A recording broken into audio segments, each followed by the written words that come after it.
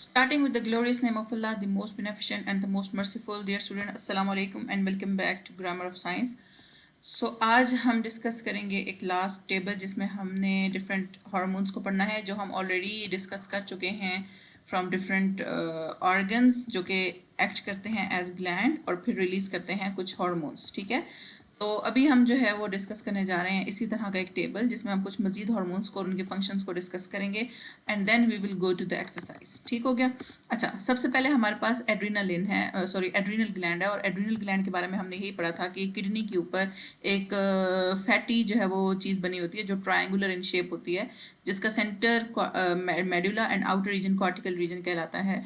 तो ये बहुत इंपॉर्टेंट हार्मोन रिलीज करता है जिनमें हमने कहा था कि जब आपको परेशानी आपकी बढ़ जाती है, जब आपकी बॉडी में स्ट्रेस लेवल या आपकी एंजाइटी लेवल इंक्रीज होता है, तो यही एड्रीनल ग्लैंड कुछ हार्मोन्स प्रोड्यूस करेगा।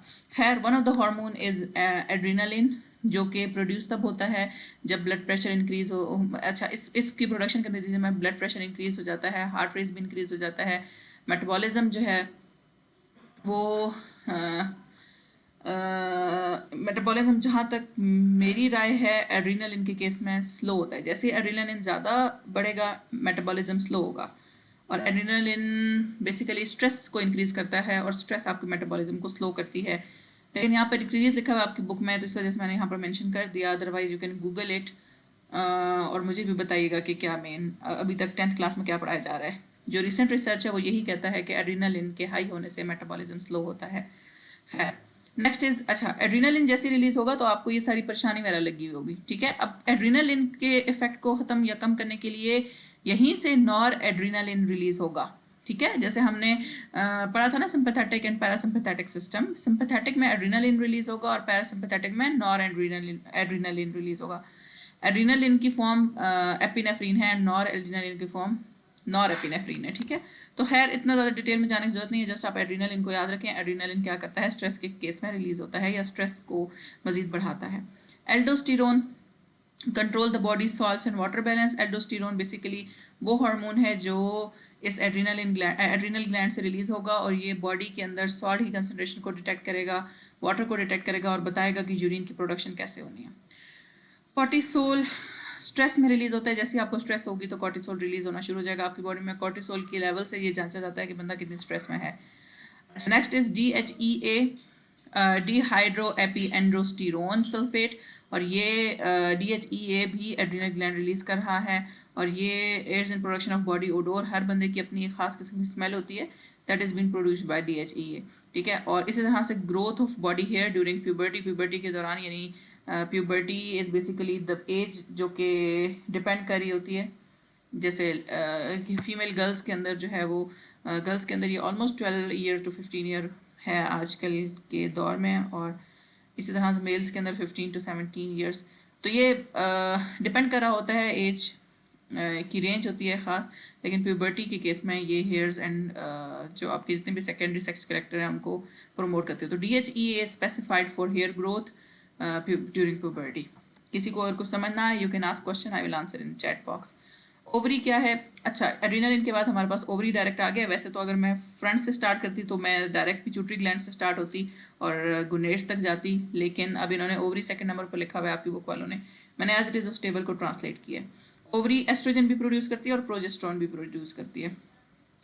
एस्ट्रोजन बेसिकली ये फीमेल्स के अंदर प्रोड्यूस होता है और प्रोजेस्ट्रॉन भी फीमेल के अंदर। क्यों? क्योंकि ओवरीज मेल्स के अंदर नहीं होती, ये फीमेल्स के अंदर ही होती हैं। तो एस्ट्रोजन क्या करता है?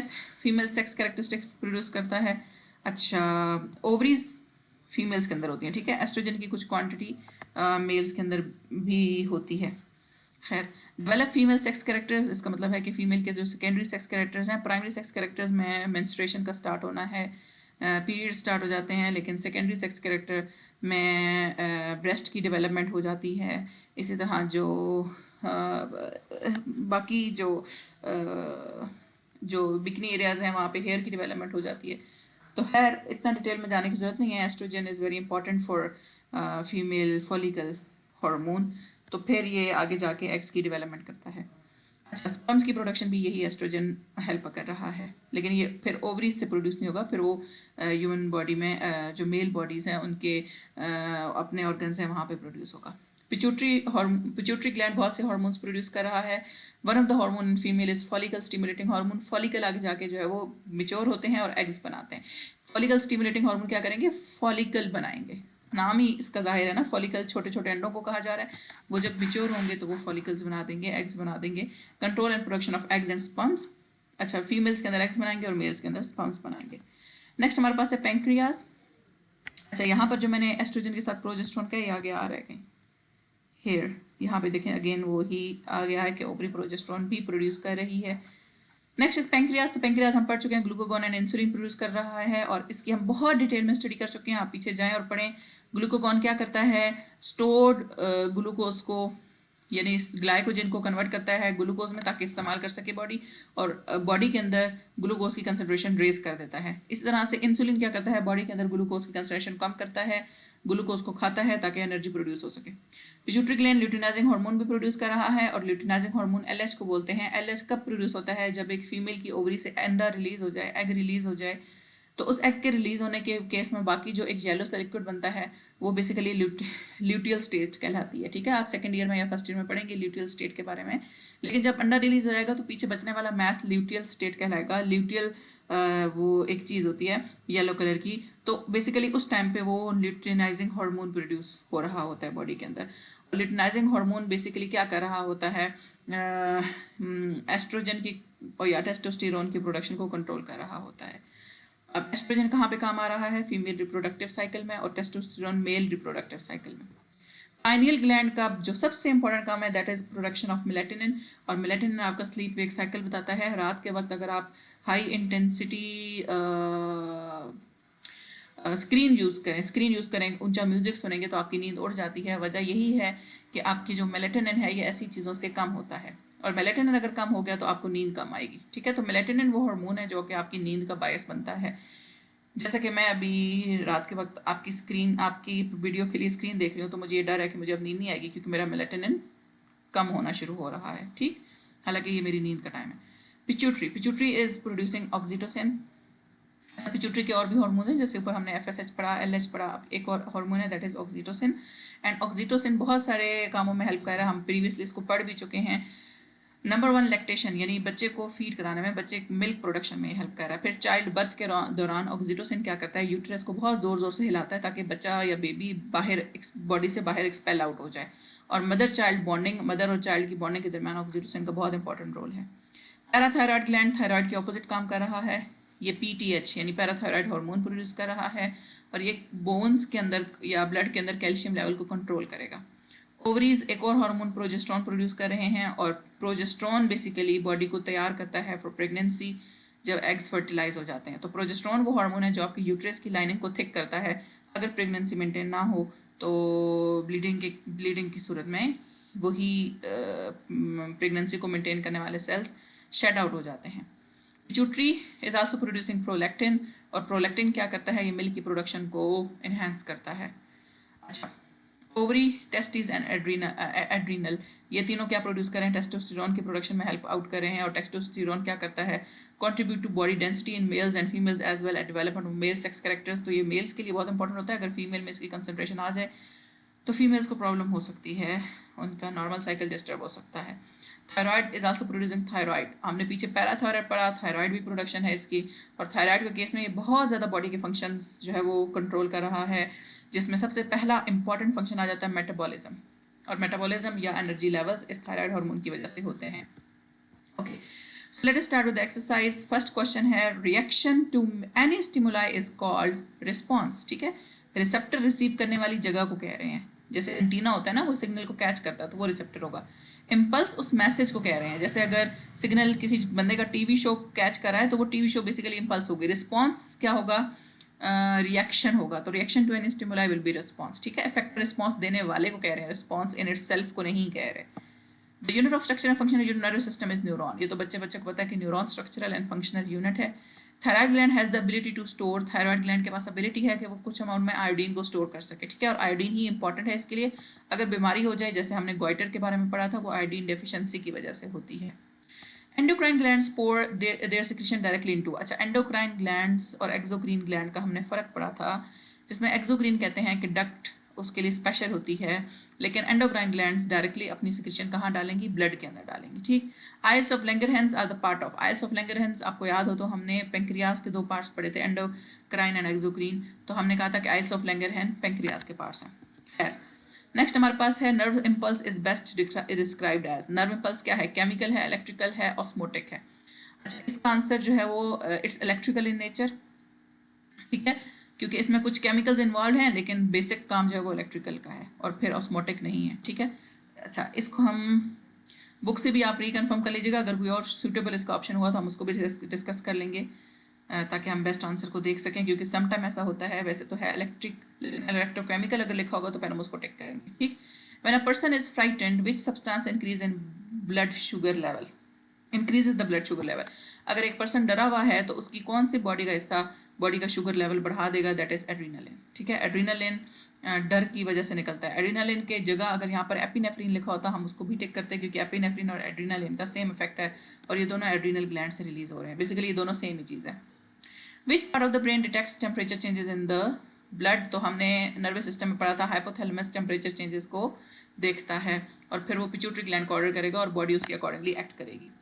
इन contrast to nerve impulse the responses produced by hormones takes longer because, अच्छा हम कहते हैं कि नर्वस सिस्टम क्विक होता है, जल्दी से अपना रिएक्शन जो है वो देता है, लेकिन हार्मोन जो सिस्टम है यानी एंडोक्राइन जो सिस्टम है वो देर से अपना रिस्पॉन्स देगा। वजह क्या है, वजह देखिए आपको खुद पता होना चाहिए कि नर्वस सिस्टम का जो मैसेज है वो बहुत क्विक जाता है। नर्व इम्पल्सेस बहुत टाइप्स की हैं जो एक जगह से दूसरी जगह नैनो सेकंड में अपना मैसेज लेके जा रही हैं, लेकिन अगर हम हार्मोन्स की बात करें तो हार्मोन्स एंडोक्राइन खासतौर पे ब्लड के अंदर डायरेक्टली पोर होते हैं और उन्हें अपनी जगह तक पहुंचने में टाइम लगेगा और आगे जाके वो रिसेप्टर के साथ अटैच होंगे नहीं होंगे, ये एक अलग कॉम्प्लेक्स स्टोरी है। तो इसलिए hormones are transported through blood, अब हार्मोन्स ब्लड के थ्रू ट्रांसपोर्ट होते हैं इसलिए उनको देर लगती है और उनका रिस्पॉन्स लॉन्गर होता है। Once released, neurotransmitter molecules typically produce signals in post-synaptic neuron by, अच्छा post-synaptic neuron आपको पता है कि हमने जब पढ़ी थी synapse, let's go to the synapse, हमने साइनैप्स के बारे में पढ़ा था कि ये जो एरिया है पिछला एरिया यानी ये पिछले नर्व का पार्ट है, न्यूरॉन का पार्ट है और ये अगले न्यूरॉन का पार्ट है।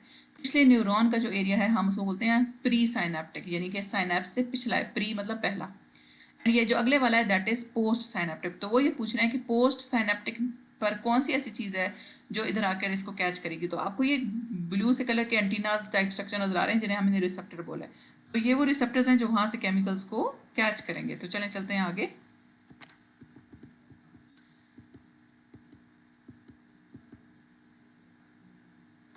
Binding to post synaptic receptor, post synaptic receptor के साथ इसकी बाइंडिंग हो जाएगी। नेक्स्ट हमारे पास है the part of brain represented 1 and 2, तो आपको पता है कि 1 पार्ट में क्या चीज़ अवेलेबल है, ये आपको कौन सा पार्ट नजर आ रहा है, that is below the cerebrum, that is cerebrum, and इसी तरह से ये वाला जो है ये पोन्स के साथ है, दैट इज मेडुला ऑब्लोंगेटा। ठीक है, नेक्स्ट हमारे पास है सेरिब्रम के नीचे ये, ठीक है, दैट इज सेरिब्रम। नेक्स्ट हमारे पास है the component of this reflex arc are, अगर आपको यहाँ पर बुक में भी एक रिफ्लेक्स आर्क नज़र आ रही है जो कहाँ से शुरू होनी चाहिए, हमेशा रिसेप्टर से शुरू होती है। देखते हैं option A, option C and option D are correct. पहले केस में रिसेप्टर से स्टार्ट होगी। अब रिसेप्टर क्या करेगा, सेंसरी न्यूरॉन का मैसेज देगा, तो ऑप्शन ए करेक्ट हो रहा है। ऑप्शन सी निकल चुका है क्योंकि इफेक्टर सबसे एंड पर आएगा, इफेक्टर वो है जो इफेक्ट क्रिएट करेगा, जो रिएक्शन क्रिएट करेगा, तो इसलिए option C is out. Option A and option D को हम देख रहे हैं। सेंसरी न्यूरॉन के बाद इंटर न्यूरॉन आती है, क्योंकि मोटर न्यूरॉन तो वापस मैसेज भेजती है, तो इसलिए इंटर न्यूरॉन आ गई। ठीक, इंटर न्यूरॉन क्या करेगी, मोटर न्यूरॉन को देगी मैसेज और मोटर न्यूरॉन इफेक्टर तक पहुंचाएगा। अगर आप यही चीज़ उस पिक्चर के थ्रू देखना चाहें तो यहाँ पर हमने क्या कहा था, यहाँ पर जो पहली चीज़ जाएगी that will be a message, और वो मैसेज किसके थ्रू जाएगा, सेंसरी न्यूरॉन के थ्रू जाएगा। दरमियान में जो हमारे पास आई है दैट इज इंटर न्यूरॉन, और जो वापस गई है दैट इज मोटर न्यूरॉन, और इफेक्टर तक चली गई है। यही चीज़ हम यहाँ से पढ़ते हैं। तो ये हमारे पास है सेंस करने वाला एक ऑर्गन जिसने सेंसरी न्यूरॉन के थ्रू भिजवाया, यहाँ पे दरमियान में इंटर न्यूरॉन है और फिर मोटर न्यूरॉन को दरमियान मोटर न्यूरॉन से इफेक्टर तक मैसेज आया। तो अब हम अगेन इसको पढ़ लेते हैं। तो रिसेप्टर आया, सबसे पहले रिसीव किया सिग्नल, सेंसरी न्यूरॉन ने मैसेज भेजा, दरमियान में छोटी सी इंटर न्यूरॉन थी और फिर मोटर न्यूरॉन के थ्रू मैसेज वापस आया और इफेक्टर हो गया। ठीक, नेक्स्ट हमारे पास है four characters of a specific hormone are listed below. एक हार्मोन है जिसके 4 कैरेक्टर्स हैं। पहला क्या कैरेक्टर है, increased rate of intensity of heart beat तेज़ हो जाती है, ब्लड प्रेशर तेज़ हो जाता है। और जो स्किन की तरफ decrease blood flow to skin and alimentary canal किसको बोल रहे हैं? अगर आपको याद हो, डाइजेस्टिव सिस्टम के अंदर हमने डाइजेस्टिव ट्रैक को एलिमेंट्री कैनाल कहा था, ठीक है। यानी डाइजेस्टिव ट्रैक की तरफ ब्लड का फ्लो या स्किन की तरफ ब्लड का फ्लो कम हो जाता है, इसलिए आपको एकदम से उस बंदे की स्किन पेल सी नजर आना शुरू हो जाती है, ठीक है, जिसके अंदर खून रहा ही ना हो। Increased blood flow to limbs मतलब हाथ पाँव के तरफ ब्लड फ्लो ज़्यादा हो जाता है। तो ये सारी निशानियां किसकी तरफ इशारा करी हैं? एड्रीनालिन की तरफ इशारा करी हैं। एड्रीनालिन वो हार्मोन है, जब हमें परेशानी लगे तो ये रिलीज होना शुरू हो जाता है। इसकी जगह अगर एपिनेफ्रिन लिखा होता तो हम उसको भी टिक करते। ओके, नेक्स्ट हम शॉर्ट क्वेश्चंस की तरफ आते हैं। What is nervous system? तो आपको पता है कि नर्वस सिस्टम एक ऐसा स्पेशलाइज्ड नेटवर्क है, किसका? न्यूरॉन्स का। न्यूरॉन्स मिलकर क्या करते हैं? मैसेज पहुंचाते हैं बॉडी के एक पार्ट से दूसरे पार्ट की तरफ। और इसमें जो पार्ट्स हैं उसमें हम ब्रेन कह सकते हैं, स्पाइनल कॉर्ड कह सकते हैं, नर्व्स कह सकते हैं। तो ये सारे नर्वस सिस्टम का पार्ट है। आप एग्जाम्पल की जगह पार्ट्स की हेडिंग भी दे सकते हो। रोल ऑफ नर्वस सिस्टम क्या है? नर्वस सिस्टम के बहुत ज़्यादा रोल है। ये पूरी बॉडी को अपने जकड़े में लिया हुआ है, अपने शिकंजे में लिया हुआ है, ठीक है। कोई भी स्टिमुलाई आएगा ये रिसीव करेगा, कोई भी रिएक्शन देना होगा ये बताएगा, कोई भी कमांड देनी होगी, कोई ग्लैंड बॉडी के अंदर कुछ रिलीज होना होगा, कुछ बॉडी के अंदर डेवलपमेंट हो रही है, सब कुछ ब्रेन को पता होगा, ठीक है। नेक्स्ट हमारे पास है differentiate between central nervous system and peripheral nervous system. तो डिफरेंशिएशन अगर आप इस तरह से करेंगे फेडरल बोर्ड में तो आपके मार्क्स अच्छे आएंगे। तो देखें यहाँ पर हेडिंग्स हैं, यहाँ पर सेंट्रल नर्वस सिस्टम है, यहाँ पर पेरिफेरल नर्वस सिस्टम है। तो हमने ये बहुत डिटेल से पढ़ा हुआ है, दोबारा पढ़ लेते हैं। सेंट्रल नर्वस सिस्टम क्योंकि सेंटर में है तो आपको पता है कि हमने क्या पढ़ा था कि सेंटर में जो चीज़ होगी that will B central nervous system. अगर यहाँ पर देखें तो सेंटर में दो ही चीज़ें हैं, brain and this long cord that is known as spinal cord. तो central nervous system plus spinal cord ये दोनों ब्रेन एंड स्पाइनल कॉर्ड ये दोनों सेंट्रल नर्वस सिस्टम का पार्ट, ठीक है। पेरिफेरा कहते हैं कोने या किनारे को, तो ये जो कोने और किनारों की तरफ जा रहे हैं that will B peripheral nervous system. सबसे पहले जो हमारे पास डिफरेंस हो गया दैट डिफरेंस इज कि वो उनकी लोकेशन क्या है। सेंट्रल नर्वस सिस्टम में क्या है? ब्रेन एंड स्पाइनल कॉर्ड है, एंड पेरिफेरल नर्वस सिस्टम है क्रेनियल एंड स्पाइनल नर्व्स हैं। क्रेनियल कहते हैं दिमाग को, सर को, स्पाइनल मतलब ये जो स्पाइनल कॉर्ड है। तो स्पाइन एंड दिमाग से जो भी नर्व्स निकल रही हैं, जो भी नसें निकल रही हैं that are cranial and spinal nerves. Function क्या है? सेंट्रल नर्वस सिस्टम पूरी बॉडी को कंट्रोल करता है, जब पेरिफेरल नर्वस सिस्टम कनेक्ट करता है बॉडी को to main central nervous system. Role क्या है इसका? काम है एनालाइज करता है इन्फॉर्मेशन को, प्रोसेस करता है इन्फॉर्मेशन को, और इसका काम क्या है? ये ट्रांसमिट करता है इन्फॉर्मेशन को। नेक्स्ट हमारे पास है name the parts of brain. तो ब्रेन में हमारे पास पहला पार्ट है cerebrum, medulla oblongata, thalamus, hypothalamus. तो ये स्टूडेंट्स बहुत ही आम से नाम है, मैंने इसके लिए पूरा आपका फ्लो चार्ट तैयार किया इस तरह का, मैंने गूगल से लिया है। तो इसमें देखें ब्रेन एंड स्पाइनल कॉर्ड है। ब्रेन में हमने कहा कि 3 पार्ट्स हैं, fore brain, mid brain, hide brain. Fore brain के अंदर मेन 2 पार्ट्स हैं, टेलेंसेफेलॉन एंड डायनसेफेलॉन। अगर आप इन दो को, यानी ये जितना भी ऑरेंज कलर है, इनको अगर आप हटा लेंगे, आपकी बुक का पार्ट नहीं है, आप जस्ट फोर ब्रेन के पार्ट्स ये लिख सकते हैं, cerebrum, thalamus, hypothalamus. Mid brain के आप पार्ट्स लिख सकते हैं, मिड ब्रेन को एज इट इज रहने दें, और हाइंड ब्रेन के आप पार्ट्स लिखते हैं, cerebrum, pons and medulla oblongata. तो अगर आप just brain, forebrain, midbrain, hindbrain, cerebrum, thalamus, hypothalamus, cerebellum, pons and medulla oblongata लिख देंगे तो आपके फुल मार्क्स हैं, ठीक। नेक्स्ट हमारे पास है write to function of cerebellum. Cerebellum के पहला फंक्शन है ये बॉडी का पोस्चर मेंटेन करता है, आपको किस तरह से खड़े होना है, किस तरह से बैठना है, that will be told to you by cerebellum. और इस तरह से कोऑर्डिनेशन क्या है, डिफरेंट मसल्स के दरमियान जो कोऑर्डिनेशन है that is also part of cerebellum function. How are brain and spinal cord protected? तो आपने देखा होगा कि ये ब्रेन है, ब्रेन के बाहर एक लेयर है, तो लेयर जो है वो ये यहाँ पर मल्टी लेयर्स अवेलेबल हैं। तो मैंने यहाँ पर जस्ट एक पिक्चर अटैच की है। ब्रेन, इसी तरह इनके अंदर कुछ फ्लूइड है जिसको हम सेरिब्रोस्पाइनल फ्लूइड कहते हैं या ब्रेन का फ्लूइड कहते हैं। डिफरेंट लेयर्स हैं जिनको हम मेनिंजेस कहते हैं, मेम्ब्रेन्स को। ये मेम्ब्रेन्स देखें आपको कितनी सारी इनकी जिल्दें नज़र आ रही हैं, ठीक है। नेक्स्ट हमारे पास है पेरिफेरल नर्वस सिस्टम। तो पेरिफेरल नर्वस सिस्टम को हम PNS कहते हैं। पेरिफेरल नर्वस सिस्टम में वो नर्व्स इंक्लूड हैं जो आपकी बॉडी के कोनों किनारों में हाथों और पाँव की तरफ मैसेजेस लेके जाएं और वापस लेकर आएं। क्रेनियल नर्व्स हमारे पास 12 पेयर्स हैं, मैंने आपको लेक्चर के दौरान काउंट भी करवाई थी जब हम ये पढ़ रहे थे। और स्पाइनल नर्व्स 31 पेयर्स हैं, ठीक है। 30 टोटल पेयर्स हैं। 1 जो है वो एक कॉर्डल 1 है, वो आप अगर चाह के वापस पढ़ें नर्वस सिस्टम तो उसमें आपको सही अच्छे से आइडिया हो जाएगा। अच्छा जी, नेक्स्ट हमारे पास है what are the type of neurons. तो न्यूरॉन्स में हमने 3 टाइप्स पढ़ी थी, सेंसरी, मोटर एंड इंटर। ये भी हमने लेक्चर के अंदर बहुत डिटेल से पढ़ा हुआ है। आप इस लेक्चर पर जाएं and you can just go through the lecture, तो आपको इजीली समझ में आ जाएगी। जी हमने यहाँ पर पढ़ाइए, हमने इंटर न्यूरॉन पढ़ा है। इंटर न्यूरॉन में फ़र्क था, मोटर न्यूरॉन में फ़र्क था, सेंसरी न्यूरॉन में फ़र्क था। फ़र्क क्या था? सेंसरी न्यूरॉन उस जगह पर होगा जो रिसीव कर रहा है इन्वायरमेंट से कोई भी किसी भी तरह की इंफॉर्मेशन। ये इन्फॉर्मेशन किसको प्रोवाइड करेगा? ये इन्फॉर्मेशन प्रोवाइड करेगा इंटरन्यूरॉन को। और इंटरन्यूरॉन क्या करेगा? एनालिसिस करवाएगा ब्रेन से कि हमने करना क्या है, या स्पाइनल कॉर्ड से एनालिसिस करवाएगा हमने करना क्या है। आगे ये जाके मैसेज देगा इस इफेक्टर को या मोटर न्यूरॉन को, ताकि ये इफेक्टर तक मैसेज लेके जाए और बताए कि हमने करना क्या है इस रिस्पॉन्स के रिएक्शन में। तो basically sensory, inter and motor neuron combine होके, कोऑर्डिनेट होके एक फंक्शन परफॉर्म कर रहे हैं, that is reaction to any stimuli. ठीक है, फर्दर हम इस टेबल से भी डिफरेंशिएशन इनकी पढ़ सकते हैं।